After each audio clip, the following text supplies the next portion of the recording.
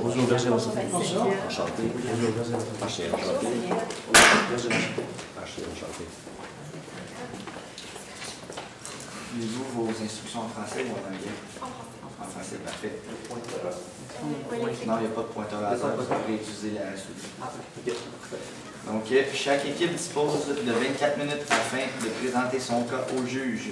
Les 12 premières minutes de la présentation sont considérées comme étant protégées. Les juges ne peuvent donc pas intervenir lors de cette période. Les 10 minutes suivantes sont considérées comme étant non protégées. Le début de la période vous sera annoncé à l'aide de cette cloche. Lorsque la période non protégée sera terminée, je sonnerai la cloche à nouveau. Les juges ont la possibilité d'interrompre la présentation afin de poser des questions de clarification sur le sujet présenté à ce moment. Le juge devra se limiter à 15 secondes pour poser sa question. Durant cette période, les juges devront se limiter à une question par diapositive. L'équipe doit répondre à la question, mais peut ensuite continuer sa présentation sans attendre l'accord du juge. Les juges ne pourront pas poser des questions sur un sujet ayant déjà été couvert ou qui ne l'a pas encore été. Ces questions devront être abordées dans la période de questions à la fin de la présentation. Les 2 dernières minutes de la présentation servent à conclure la présentation et sont à l'abri des questions des juges. Je vais vous montrer des cartons affichant le temps restant une fois qu'il restera 12 minutes, 7 minutes, 2 minutes, 30 secondes et je ferai un décompte de 10 secondes à l'aide de mes mains. Une période de questions d'une durée maximale de 5 minutes est allouée au jury à la fin de la présentation. Je tiens à rappeler au jury qu'il est obligatoire de poser au moins une question lors de cette période. J'inviterai maintenant les juges à se présenter. Bonjour à tous et bonne chance. Moi, c'est Ashley Caldwell, directeur de vente chez Vaccin. Bonjour, Cynthia Déhulot, directrice commerciale pour l'oncologie. Bonjour, Rhonda O'Gallagher, je suis vice-présidente des affaires de l'entreprise de Pfizer. Bonjour, Stella Nathan, je suis Business Unit Lead pour information et immunologie.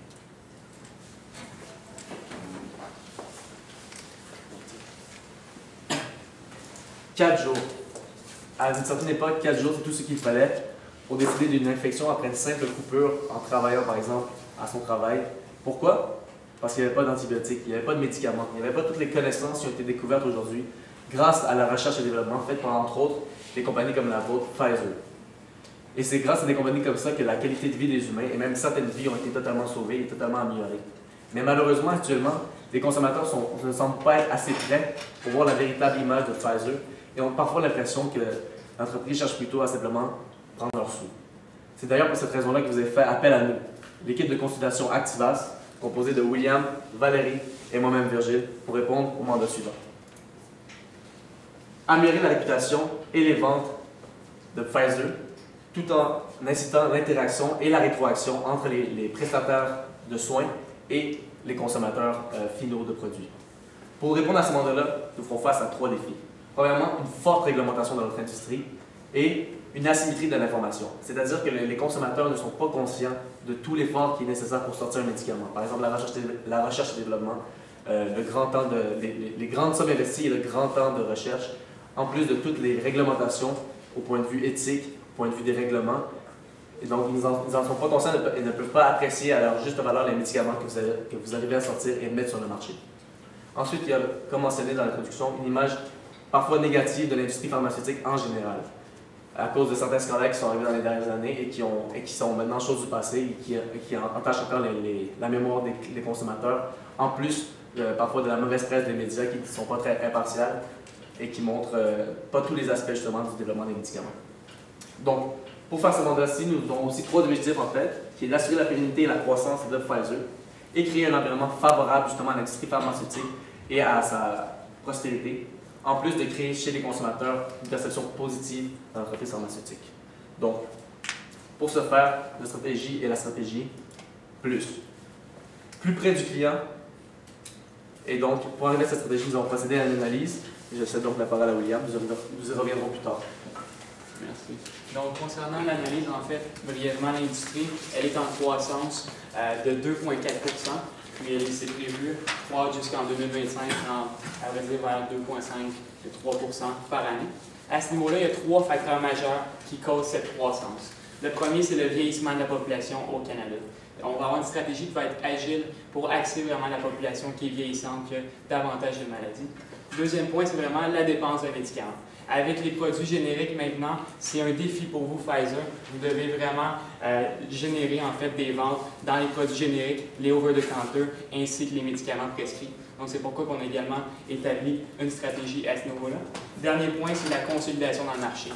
Présentement, il y a énormément de compétition à Johnson & Johnson. Il y a plusieurs joueurs importants, puis il y a des acquisitions importantes qui peuvent être faites pour, un, la recherche et développement, ou deux, pour avoir une intégration verticale de vos éléments sur le long terme. Donc, à ce niveau-là, en ce qui concerne la population canadienne, j'aimerais amener vos yeux en fait sur la partie de gauche, où vous pouvez voir que la population est grandement vieillissante, comme vous pouvez l'apercevoir avec la moyenne qui est environ de 47 ans. À ce niveau-là, les travailleurs de plus de 55 ans représentent 35 % de la population. C'est un segment majeur. Pourquoi? Parce que souvent, ils ont des assurances avec leurs entreprises. Donc, pour Pfizer, c'est vraiment une opportunité d'aller chercher davantage de ventes dans ce segment de travailleurs 55 ans et plus.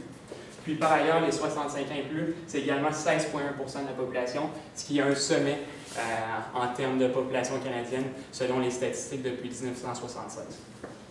Donc, pour ce faire, qui dit vieillissement de population, dit plus de maladies, plus de diagnostics pour le cancer, qui est également la croissance pour vous, Pfizer.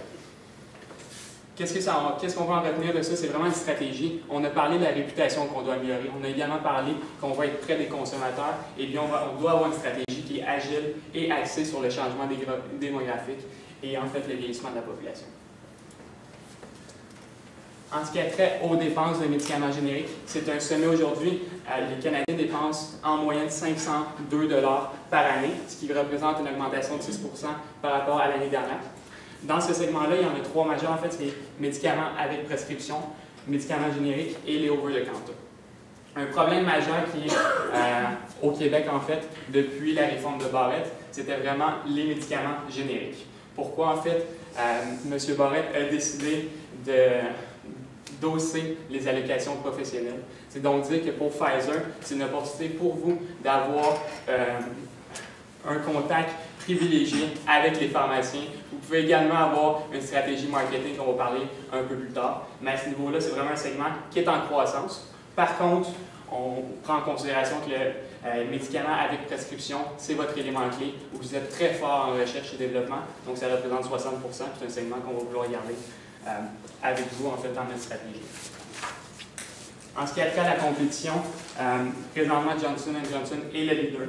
Par contre, j'aimerais davantage vous parler des perspectives de l'industrie. Premièrement, on en a discuté, mais c'est vraiment une consolidation majeure et des acquisitions dans l'industrie. Ça nous a amené à avoir une idée d'acquisition qu'on va pouvoir vous parler un peu plus tard. Deuxièmement, c'est vraiment la pression dans les forces de vente. Qui dit compétition dit énormément de fournisseurs, énormément de médicaments auxquels les médecins, les pharmaciens ont accès. Dans un endroit où la technologie, oui, elle est très évoluée, mais où les médecins, les professionnels ont beaucoup d'options, Pfizer se doit d'être à l'avant-garde et vraiment d'axer leur stratégie de vente pour maximiser leur vente face à la compétition. Ça nous amène un peu aux partenariats. Les partenariats, que ce soit avec les différentes universités canadiennes. Au Canada, on est reconnu pour avoir l'un des meilleurs talents dans l'industrie pharmaceutique. Il y a également tout ce qui est co-développement avec d'autres entreprises pour diminuer vos taux de recherche et développement. Donc à ce niveau-là, c'est vraiment des points majeurs qu'on voit en fait axés pour votre stratégie long terme. Donc la stratégie était donc la stratégie plus pour être plus près du client, avoir plus de contacts sur le terrain et plus d'échanges, plus de discussions, plus de rétroaction. Donc je vais donc maintenant céder la parole à Valérie pour vous parler du premier axe qui était donc plus de contacts, mais d'abord les alternatives. Donc avant d'arriver à notre premier axe de stratégie qui est plus de contacts et donc être sur le terrain, on a pu penser à, par exemple, afin de changer l'image de Pfizer, la réputation auprès des clients, on peut penser à la création d'une plateforme éducative. Parce qu'un des gros problèmes de l'industrie pharmaceutique, c'est justement que les consommateurs ne sont pas assez éduqués. Ils ne savent pas tout ce qu'il y a derrière, et ce qui justifie les prix, ce qui fait en sorte que certains médicaments doivent avoir un certain prix pour favoriser justement la recherche et le développement à long terme. Mais cette plateforme éducative qui a été la forme d'un site internet où il aurait pu avoir des vidéos simples pour un client avec des récompenses ou des jeux, semblait manquer d'impartialité du point de vue du public, puisque ça serait Pfizer qui l'aurait fait, et aurait sûrement causé la difficulté d'attirer assez de visiteurs sur le site web. Donc on a laissé tomber cette option. Une autre de ces options était faire en sorte que les médicaments, qu'une fois que les consommateurs achètent des médicaments et consomment des médicaments, ils puissent voir, soit sur le médicament, soit avec un papier fourni par le pharmacien, la certification qui accompagne les médicaments. Car comme mentionné, ce n'est pas tous les consommateurs qui sont conscients de tout le processus par lequel les médicaments doivent passer, et ils peuvent penser parfois que les médicaments sont simplement pour faire des ventes et qui parfois ne peuvent pas faire réellement avoir les bénéfices recherchés. En fait, exactement. Donc, le problème de cette alternative était l'incompréhension des organismes de certification qui sont assez nombreux dans l'industrie pharmaceutique. Encore une fois, un problème d'éducation au niveau des consommateurs et la complexité de la manœuvre. Parce que comment afficher la certification uniforme sur tous les médicaments de Pfizer, comment mettre la bonne feuille, par exemple, lorsque le pharmacien donne les médicaments aux clients, ça devient très compliqué. C'est pourquoi nous avons donc opté avec une implication dans les événements afin de vraiment aller changer à la source l'image des consommateurs contre les consommateurs de Pfizer. Cette implication des événements permet une association naturelle entre Pfizer et la santé, c'est ce qui est recherché, une grande viabilité et une proximité avec le public puisque vous allez être sur le terrain. Je laisse Valérie compléter. Exactement. Donc, tout d'abord, ça passe par plus de contacts pour se rapprocher des consommateurs de ces fameux médicaments que vous produisez. Plus de contacts, ça va passer surtout par le marketing, mais pour faire du marketing, il nous faut un message clé. Le message clé pour vous, Pfizer, c'est notamment le fait que vous vendez majoritairement des produits originaux et non les génériques. Les génériques ne sont pas la majorité de vos revenus. C'est important que les clients sachent que grâce à l'achat d'un médicament original, oui, ça coûte plus cher, mais ça permet à Pfizer, de réinvestir dans la recherche et développement afin de sortir de nouveaux médicaments, d'aller contrer de nouvelles maladies et de toujours vous améliorer. Donc, ce n'est pas en achetant toujours les génériques que les clients vont pouvoir assurer une pérennité de l'industrie de pharmaceutique. Donc, on veut capitaliser sur le futur, sur votre expertise, qui est donc majoritairement les médicaments originaux. Donc ensuite, pour faire ça, évidemment, il va falloir se rendre dans des événements, il va falloir faire du marketing, de la communication pour pouvoir publiciser ce message. Donc on pense qu'il serait approprié pour Pfizer de se lier à des événements qui ont attrait à la santé parce qu'évidemment, c'est une combinaison qui est gagnante. Pfizer, pour vous, c'est une priorité, la santé. Vous voulez le bien-être pour tous vos clients, tous vos consommateurs. Donc, ce qu'on veut, c'est se rapprocher de la population. On veut valoriser un mode de vie sain. On veut cibler tous les âges, particulièrement, bien sûr, les personnes plus âgées, puisque c'est elles qui sont plus aptes à consommer davantage de médicaments. Mais on veut aussi aller chercher les plus jeunes qui pourront être des consommateurs à long terme et qui doivent, dès le plus jeune âge, comprendre l'impact qu'ont les médicaments sur leur vie et d'où ceux-ci proviennent. Donc, on pense qu'il serait intéressant de s'associer, par exemple, au club des petits déjeuners, où les parents comprendront bien que grâce à un petit déjeuner sain, leurs enfants vont pouvoir mieux performer, par exemple, à l'école. S'impliquer, par exemple, avec le Marathon de Montréal, qui est un événement à grand déploiement, qui offre énormément de visibilité et qui s'implique beaucoup dans la santé puisque ça promouvoit un mode de vie sain. Ou encore les centres YMCA qui ont plusieurs événements autant caritatifs que des gymnases, que des activités, par exemple, des camps de jour avec les enfants. Donc, qu'est-ce qu'on fait dans ces événements-là? Plus concrètement, on propose par exemple, donc ces 3 alternatives différentes, la présence de professionnels de la santé pour que les gens puissent poser leurs questions, pour que les gens puissent avoir des réponses, qu'ils puissent savoir quelle est la mission de Pfizer, qu'est-ce que Pfizer apporte dans leur vie. On peut aussi, par exemple, avoir des personnes qui vont administrer des soins. Si on pense, par exemple, au Marathon de Montréal, on peut avoir des physiothérapeutes sur place ou des massothérapeutes qui pourront aider à prendre soin des gens qui ont fait le marathon. Et finalement, bien sûr, distribution de produits publicitaires ou de pamphlets informatifs, parce qu'évidemment, l'éducation, ça passe aussi par des messages clés. Donc, d'aller chercher ces pamphlets-là ou pour les enfants, pourquoi pas, des petits bonbons en forme de pilule, simplement pour venir rappeler Pfizer, ce que vous faites, parce que parfois le nom ne s'associe pas directement aux médicaments. Beaucoup de gens ignorent quelle est la mission principale de Pfizer. Donc, on veut changer l'image de l'industrie en entier, pas nécessairement juste l'image qu'ont les clients de Pfizer, parce que pour nous, on pense que la santé, c'est une industrie complète et qu'on peut tout axer à la fin, donc axer toute la population. Donc ensuite, la deuxième idée, c'est pas seulement de s'impliquer dans les événements existants, mais de créer votre propre événement. On pense que Pfizer pourrait gagner énormément de visibilité en ayant un événement qui porte son propre nom, qui pourrait donc avoir lieu partout au Canada. Donc ce qu'on propose, c'est des activités ludiques pour toute la famille, de rassembler vraiment les gens en un lieu dehors, public, l'été, afin de pouvoir participer à des activités, mais des activités éducatives, pour qu'il y ait un côté où on apprend quelque chose et puis que les gens comprennent la mission de l'entreprise et puis tout ce que vous avez à leur apporter. Et on pense qu'il serait important de promouvoir les partenariats, entre autres avec les universités canadiennes, par exemple en ayant cherché des étudiants comme bénévoles dans vos événements, surtout par exemple les étudiants dans le monde de la santé qui eux seront peut-être vos futurs employés et qui auront grandement à apprendre sur votre compagnie en travaillant comme bénévole dans le cadre de cette journée. Donc, on pense à des sports de faible intensité, par exemple, des activités ludiques avec beaucoup d'éducation à travers tout ça, des jeux questionnaires, par exemple. Et ça permettrait aussi de rencontrer les employés pour en apprendre davantage sur ce que vous faites. Donc, on pense que le meilleur moment serait définitivement l'été, surtout avec le climat canadien. On pense que c'est ce qui s'adapte très bien à l'événement pour pouvoir avoir le plus de personnes possible. On vise toutes les grandes villes canadiennes, par exemple un top 10, évidemment peut-être pas dès la première année, mais y aller progressivement pour aller chercher toutes les agglomérations les plus nombreuses. Et puis l'objectif de tout ça, le point final, c'est d'aller faire vivre une émotion aux gens, parce qu'on sait que la meilleure forme de marketing en ce moment, c'est d'aller chercher une émotion, d'aller créer un sentiment d'appartenance et puis de créer un souvenir, parce que ensuite, si les gens ont vécu un bon moment avec Pfizer, ils vont avoir tendance à vouloir aller chercher davantage d'informations ou à s'assurer la prochaine fois d'acheter un produit qui est original et non un générique, afin de vouloir encourager votre compagnie. Maintenant, passons à la phase 2 de notre stratégie. La phase 2 de notre stratégie qui est plus d'échanges. Plus d'échanges. Merci. Donc, cette phase se déroule en 3 étapes. Premièrement, il va falloir plus d'échanges, c'était par rapport à la rétroaction et l'interaction entre les prestataires de soins et les consommateurs finaux. Donc, ça va passer par des incitatifs, une collecte de la rétroaction et la communication des résultats aux acteurs concernés. Donc, premièrement, les incitatifs. Donc, bien sûr, afin de favoriser justement la rétroaction entre les prestataires de soins et les consommateurs, il va falloir que les deux aient une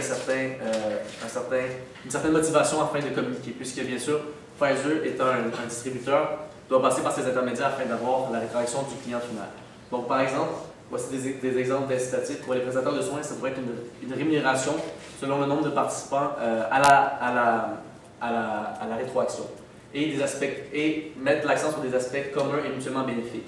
Parce que les pharmaciens qui vont pousser la rétroaction chez leurs clients une fois qu'ils distribueront le médicament, eux aussi vont bénéficier du feedback du client, puisque ça va les orienter sur les choix de médicaments et les ventes qu'ils pourront faire, et ça va donc leur profiter aussi en plus de profiter à Pfizer. Ensuite, au niveau des incitatifs pour la clientèle, ça pourrait être par exemple, pour inciter la clientèle à donner justement cette rétroaction, c'est par exemple avec des voyages axés sur la santé afin de respecter le message publicitaire mentionné par Valérie, et d'autres produits et services qui permettent de prendre soin de son corps et justement de rester dans cette lignée de la santé, afin justement de donner un objectif, une raison de participer encore plus grande aux clients à la rétroaction, que je vais développer un peu plus tard. On reste là, s'il vous plaît. Merci. Donc, en fait, c'est aussi mettre l'accent, ce qui est très important, sur l'aspect utile et qui permet de venir en aide aux autres. La rétroaction, puisque c'est grâce à cette rétroaction-là que vous pouvez orienter la recherche et le développement et ainsi améliorer la vie des gens et même la sauver à long terme. Donc, c'est vraiment mettre l'accent aussi sur ce point-là. Donc, la rétroaction, vous nous avez demandé sur 1 an, 3 ans et 5 ans. Comment faire dans la première année? Ça va être capitaliser sur l'attente. On sait, dans les pharmacies, une fois qu'on va commander notre médicament, il y a une certaine attente, le temps que le pharmacien aille le chercher, qu'il traite les autres clients, etc. Même chose dans les hôpitaux, il y a une certaine attente avant de se faire traiter, de se faire voir par un médecin. Nous, ce qu'on veut faire, c'est prendre ce temps mort-là où les clients normalement font rien et leur permettre de remplir un formulaire dans une salle d'attente qui permettrait justement de donner la rétroaction sur des médicaments qu'ils auraient pris récemment, savoir est-ce qu'il y a eu des symptômes, est-ce que ça a répondu à leurs attentes, est-ce que ça a comblé le besoin qu'ils cherchaient à combler. Ça serait fait grâce à des affichages clairs de ce que je disais justement, le concours, la sensibilisation à aider le développement de la santé mondiale, de l'amélioration et tout, avec des affiches justement dans les pharmacies, dans les hôpitaux, afin que ce soit clair que les clients, lorsqu'ils attendent, ils puissent voir et leur répondre à cela. Ensuite, sur 3 ans, ça serait un système de rappel et de création de dossiers informatiques. Donc, ça serait en fait une fois que les pharmaciens et les médecins prescrivent le médicament, ils ont les dossiers des patients avec le numéro de téléphone et tout. Ça serait leur demander la participation volontaire grâce aux incitatifs, la participation volontaire qui ferait en sorte que on pourrait les rappeler après, mettons, l'utilisation de leurs médicaments et leur demander la rétroaction, donc savoir est-ce que ça a justement les symptômes, est-ce que ça a répondu à leurs besoins, etc. Et ça ferait en sorte que il y aurait donc le besoin d'équipe de rappel qui serait selon le temps requis. Par exemple, un médicament qui doit être pris dans les 6 mois ou dans l'année qui suit, ou par exemple dans les 2 semaines qui suivent, eh bien, il faudrait que l'équipe de rappel rappelle assez vite pour avoir une rétroaction qui est sensée et qui n'est pas non seulement des souvenirs lointains. Ensuite, il y aurait la création des dossiers avec les réponses des clients pour permettre l'analyse et la compilation des données, etc. Pour 5 ans, ça serait en fait la création d'une application mobile afin de profiter de la nouvelle vague, comme William le mentionnait et Valérie, en fait que les jeunes vont venir prendre la place de lui éventuellement et que la numérisation va être plus dans l'air du temps et donc l'application mobile permettrait d'éviter les rappels téléphoniques et d'avoir la rétroaction plus rapidement. On pourrait revenir plus en détail dans la période de questions. Donc ensuite, le dernier point de la stratégie était la communication aux acteurs concernés. Donc avec cette résultat-là, ça sera un bon moyen de mettre pression sur les gouvernements et les assureurs privés qui prennent beaucoup de temps à accepter le remboursement des médicaments que vous vendez et de faire en sorte un partenariat, comme William en parlait dans l'analyse, avec les associations de patients qui cherchent à avoir un grand éventail de médicaments justement pour avoir le choix, en mettant justement l'accent sur les témoignages positifs qui ont été récoltés suite à la rétroaction et ces témoignages positifs qui sont reliés aux médicaments innovateurs que vous mettez de l'avant grâce à la recherche et le développement. Et finalement, communiquer le tout avec le département de recherche et développement que vous avez actuellement chez Pfizer afin de les orienter dans leur recherche. William va apporter un second point pour une perspective long terme. Ah oui, pardon. Comment faire, on pourra y revenir plus dans la période de questions, mais c'est la relation avec les pharmaciens et les hôpitaux. Il va falloir justement parler de l'implantation des incitatifs, la formation de l'équipe de rappel, l'embauche du personnel à contrat au besoin pour justement la création d'applications et des dossiers informatiques pour justement mettre en place le projet. On pourra y revenir dans la période de questions. Donc, faute de temps, on n'a pas pu développer en fait une analyse financière exhaustive. Par contre, on aimerait vous présenter une idée qu'on a eue en fait d'intégration verticale pour Pfizer. On a eu, en fait, vous avez mentionné plusieurs problèmes, que ce soit les produits, les médicaments génériques. Deuxièmement, la réputation que vous avez à l'interne. Et troisièmement, les délais au niveau des assureurs, que ce soit 12 à 24 mois afin de recevoir l'approbation et l'argent des assureurs. Au Canada, c'est en fait une industrie particulière. Pourquoi? Oui, on a accès aux soins de santé. Par contre, tout ce qui est produit, médicaments, en fait, vous devez avoir une assurance. Et présentement, le Canada est le deuxième pays avec le plus grand nombre d'assureurs privés après les États-Unis. C'est donc une opportunité pour vous d'aller acquérir, en fait, une compagnie d'assurance qui fera en sorte que vous pourriez avoir le Pfizer, en fait, la production, ainsi que jumeler la demande qui est les consommateurs. C'est une opportunité, pourquoi? Alors, on s'est basé, en fait, similairement à CVS, qui avait acheté Aetna pour, en fait, 69 milliards de dollars aux États-Unis. Ça fait en sorte qu'en fait, ils pourraient augmenter leur marge. Deuxièmement, vous avez une force de frappe face aux compétiteurs parce que vous avez une intégration verticale qui est production, consommateur ainsi qu'assureur. Bien entendu, il y a plusieurs risques associés à ça. On n'a pas eu le temps de s'y en fait, développer, mais il y a l'aspect légal où au Canada, peut-être que ça va être une perception de monopole que vous allez avoir en achetant un assureur. Deuxièmement, est-ce que c'est possible pour vous de faire l'acquisition avec vos flux de trésorerie actuels? On n'avait pas l'information, mais on aimerait pouvoir développer avec vous dans le futur.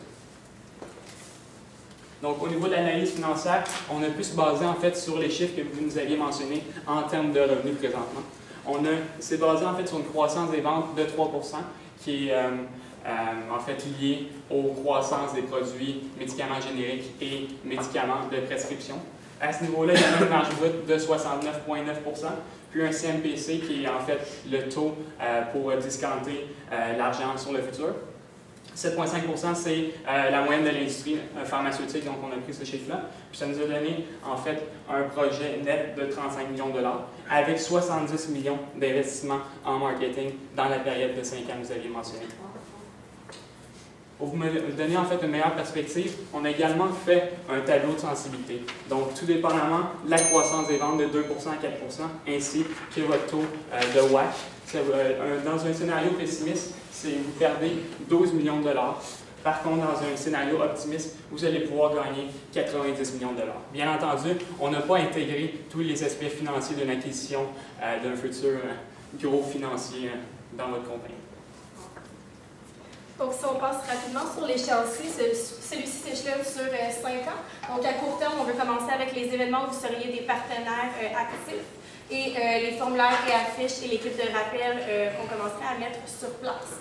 Ensuite, tout cela s'échelonne. Donc, vers 3 ans, on commence avec la journée de Pfizer.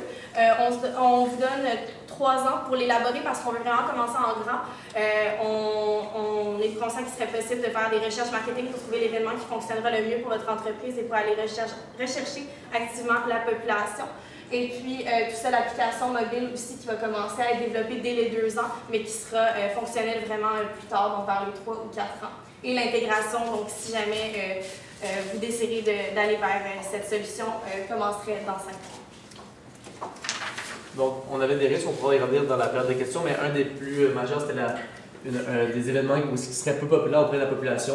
Par exemple, des événements organisés notamment par Pfizer. Et là, dans ce cas-ci, on vous proposerait de simplement vous concentrer surtout sur la présence comme commanditaire, comme par exemple Valérie le mentionnait au Marathon de Montréal et au Panthéon pour les petits déjeuners le matin.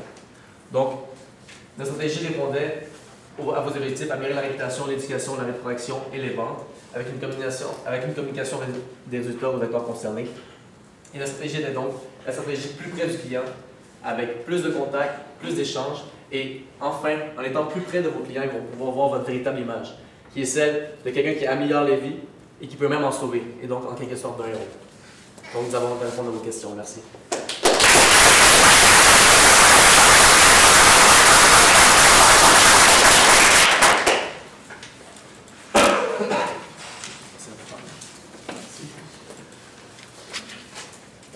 Je peux commencer. Merci beaucoup pour la présentation, c'était très exhaustif. Ma première question, c'est surtout par rapport vos journées du grand public. Évidemment, vous pourriez faire un changement peut-être du réputation du compagnie selon votre proposition, mais comment est-ce que cela traduise à un choix pour un médicament Pfizer? Est-ce que c'est l'objectif ou non? Est-ce que c'est quelque chose que vous avez considéré? En fait, vu que l'ordonnance est faite par le médecin, ce n'est pas le consommateur lui-même qui choisit son médicament. Le seul choix que le consommateur a, c'est d'y aller pour le générique ou pour l'original.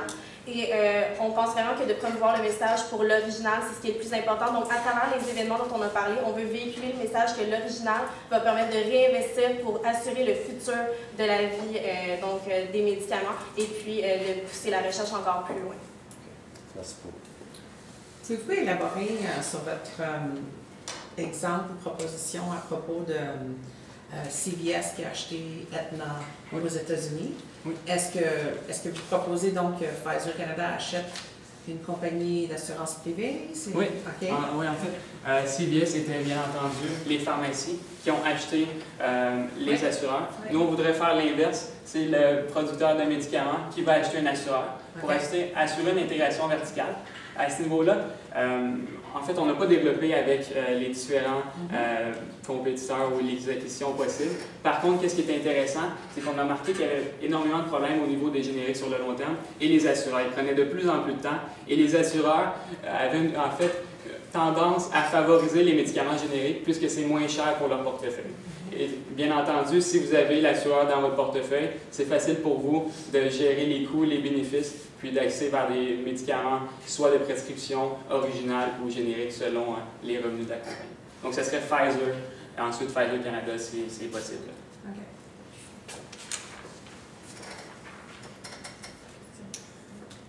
Malheureusement, je n'ai pas pu assister à la présentation. Je suis désolé, donc je n'ai pas vraiment de questions, à part le fait que si ce serait possible d'avoir une version papier de ce que vous avez présenté. Le peu que j'ai assisté m'intéresse beaucoup. Je te d'avoir le reste. Vous voulez en faire, si vous avez le temps. Je suis désolé. Merci Merci beaucoup. beaucoup. Félicitations.